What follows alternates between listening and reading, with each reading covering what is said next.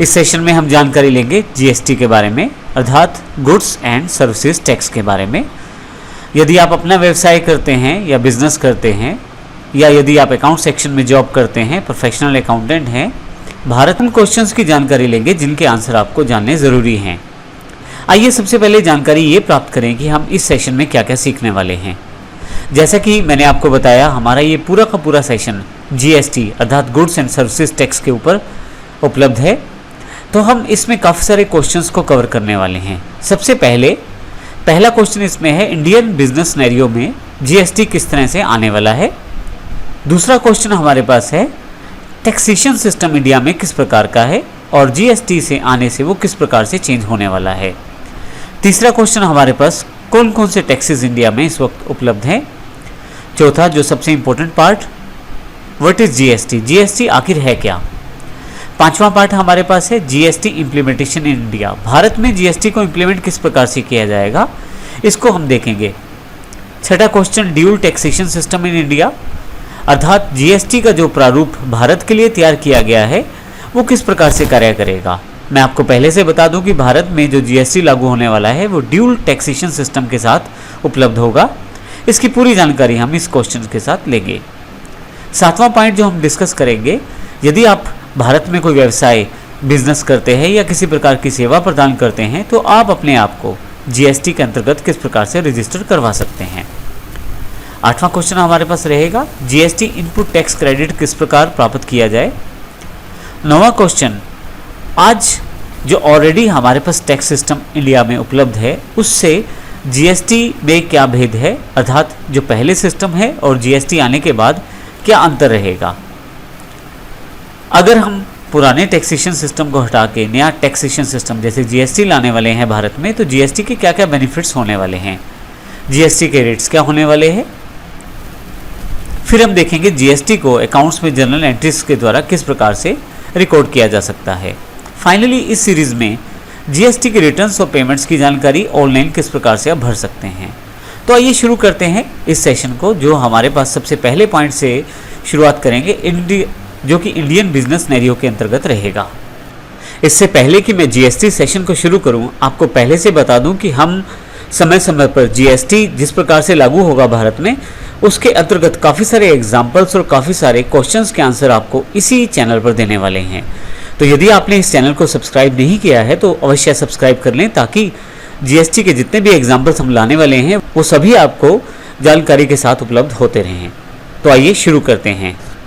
तो आइए जीएसटी को सबसे पहले अच्छी तरह से समझने के लिए हम ये जानकारी ले लेते हैं कि इंडियन बिजनेस सिनेरियो है क्या, अर्थात भारत में बिजनेस किस प्रकार से किया जाता है या कौन कौन से प्रारूप उपलब्ध हैं यदि भारत में कोई काम आप करते हैं प्रोफेशनल या बिजनेस के रूप में। सबसे पहले बात करते हैं मैन्युफैक्चरर्स। मैन्युफैक्चरर्स वे लोग हैं जो कुछ बनाते हैं, अर्थात प्रोडक्शन करते हैं किसी चीज़ की। यदि आप मैन्युफैक्चरिंग लाइन से हैं तो आप इस कैटेगरी के अंतर्गत आते हैं। दूसरे हमारे पास बिजनेस सिनेरियो में ट्रेडर्स हैं, वे व्यक्ति या संस्थाएं जो ट्रेडिंग करती हैं गुड्स की, अर्थात एक जगह से खरीद कर दूसरी जगह बेच देती हैं, उन्हें ट्रेडर्स कहा जाता है। इसी तरह से यदि आप सर्विस प्रोवाइडर हैं, अर्थात यदि डॉक्टर, लॉयर, टीचर्स या इत्यादि किसी प्रकार की वस्तु को बेचते या खरीदते नहीं, वो सर्विस प्रोवाइडर्स कहलाते हैं। जैसे डॉक्टर्स अपनी सेवाएं प्रदान करते हैं, वकील और टीचर्स अपनी सेवाएं प्रदान करते हैं। तो तीन मुख्य प्रारूप हैं बिजनेस के भारत में, मैन्युफैक्चरर्स, ट्रेडर्स और सर्विस प्रोवाइडर्स।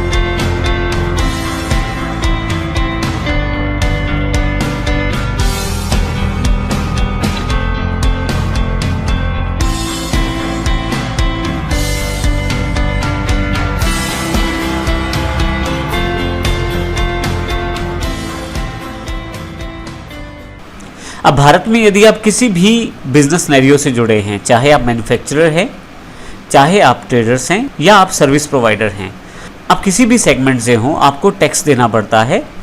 भारत में टैक्स सेंट्रल गवर्नमेंट और स्टेट गवर्नमेंट दोनों के द्वारा प्राप्त किया जाता है। अर्थात आप चाहे मैन्युफैक्चरिंग करते हैं, किसी गुड्स की प्रोडक्शन करते हैं, या आप ट्रेडिंग करते हैं अर्थात माल को खरीदते या बेचते हैं, या आप किसी प्रकार की सेवाएं प्रदान करते हैं, तो सेंट्रल गवर्नमेंट के कुछ टैक्सेस आप पे रहते हैं और स्टेट गवर्नमेंट के कुछ टैक्सेस आप पे रहते हैं। आइए देखते हैं किस प्रकार से टैक्सेस आपके ऊपर लगते हैं। सभी इंडियन बिजनेस सिनेरियो की बात की जाए तो 15 से ज़्यादा टैक्स भारत में केंद्र सरकार और राज्य सरकार अर्थात सेंट्रल और स्टेट गवर्नमेंट के द्वारा लगाए जाते हैं। सबसे पहले बात करते हैं सेंट्रल गवर्नमेंट के द्वारा लगाए जाने वाले टैक्सेस की। Custom duties, central excise, service tax, surcharge इत्यादि सेंट्रल गवर्नमेंट के द्वारा कलेक्ट किए जाते हैं।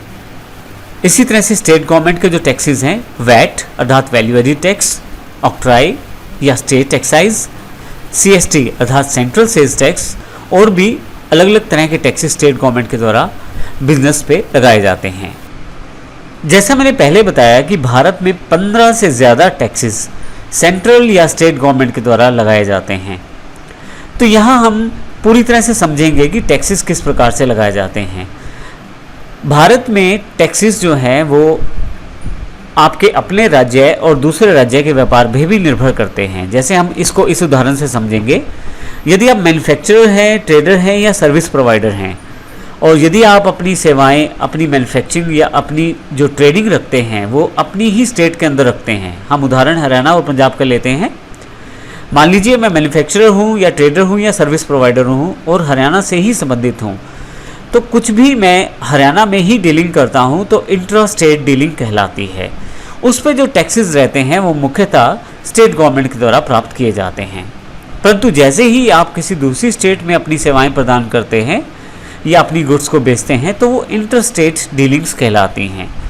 जैसे कि आप यदि कोई गुड्स बनाते हैं या डीलिंग या आप ट्रेडिंग करते हैं या आप सर्विस प्रोवाइड करते हैं हरियाणा से दूसरी स्टेट, उदाहरण के लिए पंजाब में, तो ये इसे इंटर स्टेट डीलिंग कहा जाएगा। ऐसे केस में आप पे अलग तरह के टैक्सेस लगाए जाते हैं। तो इसका अर्थ ये हुआ कि यदि आप अपने राज्य में कारोबार करते हैं तो उसको इंटर स्टेट डीलिंग्स कहेंगे और आपके अपने राज्य के कारोबार के अकॉर्डिंग ही टैक्स लगेगा। परंतु जैसे ही आप एक राज्य से निकलकर दूसरे राज्य की तरफ जाते हैं और वहाँ पे कुछ बेचते, खरीदते या कोई सेवा प्रदान करते हैं तो वो इंटरस्टेट डीलिंग्स मानी जाएंगे और उस पर अलग तरह के टैक्सेस निर्भर करेंगे। हम क्योंकि सारी की सारी जानकारी इस पूरे सेशन में लेने वाले हैं तो इन छोटे छोटे पॉइंट से मिलकर लास्ट में जो एग्जाम्पल रहेगा प्रैक्टिकल, वो आप अच्छी तरह से क्लियर कर पाएंगे। इसलिए हमारा यहाँ पे ये जानकारी देना आवश्यक है और इसे अच्छी तरह से आप देखिए ज़रूर। अब इसका अर्थ ये हुआ कि हम यहाँ पे मुख्यतः दो तरह से कारोबार करने वाले हैं। इंट्रा स्टेट अपनी स्टेट में, हरियाणा में ही, इंटर स्टेट दूसरी स्टेट में जैसे पंजाब, यूपी या हिमाचल में। तो इस तरह से आपके ऊपर सेंट्रल गवर्नमेंट के टैक्सेस लगाए जाएंगे, कुछ स्टेट गवर्नमेंट के टैक्सेस लगाए जाएंगे। हम इनकी जानकारी भी आने वाले सेशन में लेंगे, लेकिन मुख्यतः टैक्सेस इसी आधार पर निर्भर करेगा कि आप कहाँ अपनी डीलिंग करते हैं, अपने राज्य या दूसरे राज्य में। तो इस सेशन में हमने देखा, पहले 3 पॉइंट हमने कवर किए यहाँ पे, जिसमें सबसे पहले हमने देखा इंडियन बिजनेस सिनेरियो क्या है, टैक्सेशन सिस्टम क्या है और टैक्सेस कौन कौन से हैं। आने वाले सेशन में हम GST की जानकारी लेंगे। GST जब भारत में इम्प्लीमेंट किया जाएगा तो किस तरह से इम्प्लीमेंट होगा इसकी जानकारी लेंगे, और इसके अतिरिक्त बाकी चीज़ों की जानकारी भी हम आने वाले सेशन में लेंगे। लेकिन अगले सेशन में जाने से पहले मैं आपको बता दूं कि हमारे पास यहाँ GST की स्पेशल सीरीज़ है अकाउंट से रिलेटेड। तो हम यहाँ पे समय समय पर बहुत सारे एग्जाम्पल GST के प्रैक्टिकल रूप में आपके सामने लेकर आने वाले हैं। तो यदि आपने हमारे चैनल को सब्सक्राइब नहीं किया है तो इसे अवश्य सब्सक्राइब कर लीजिए, ताकि नए सभी वीडियोज़ आपको मिल जाएँ जो GST से रिलेटेड है। और साथ ही अगर आपको ये वीडियो अच्छा लगता है तो शेयर और लाइक अवश्य करें। धन्यवाद।